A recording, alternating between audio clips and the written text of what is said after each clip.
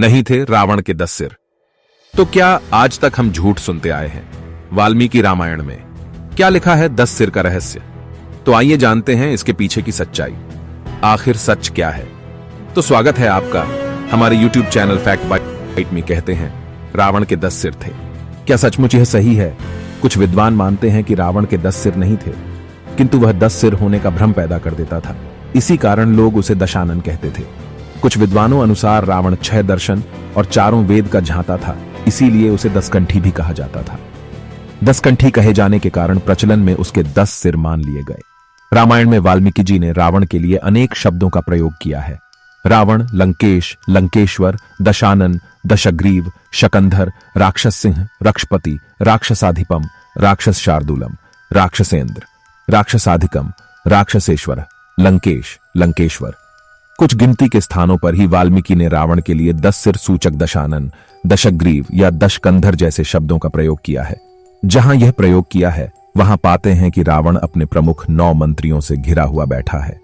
प्रायः अन्य स्थानों पर रावण के लिए राजन, रावण, राक्षसेंद्र, लंकेश, लंकेश्वर शब्दों का प्रयोग हुआ है। वाल्मीकि रामायण में अनेक प्रसंगों में रावण के मंत्रियों के नाम मिलते हैं।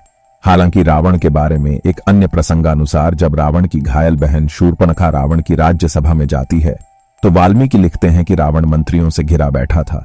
उसके 20 भुजाएं और 10 मस्तक थे।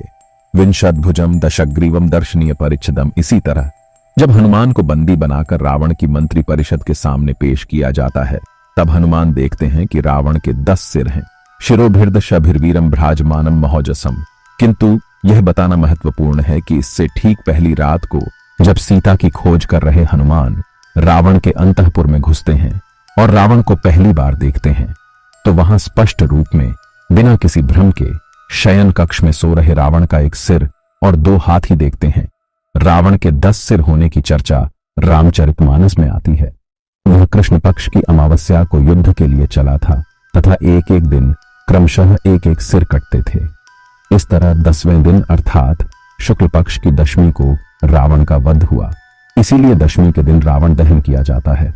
वीडियो में आगे बढ़ने से पहले अगर आपने हमारे चैनल फैक्ट बाइट को अभी तक सब्सक्राइब नहीं किया है तो कर लीजिए और बेल आइकॉन पर क्लिक कर दीजिए ताकि ऐसी और भी जानकारी आप तक पहुंच सके। रामचरितमानस में वर्णन आता है कि जिस सिर को राम अपने बाण से काट देते थे पुनः उसके स्थान पर दूसरा सिर उभर आता था।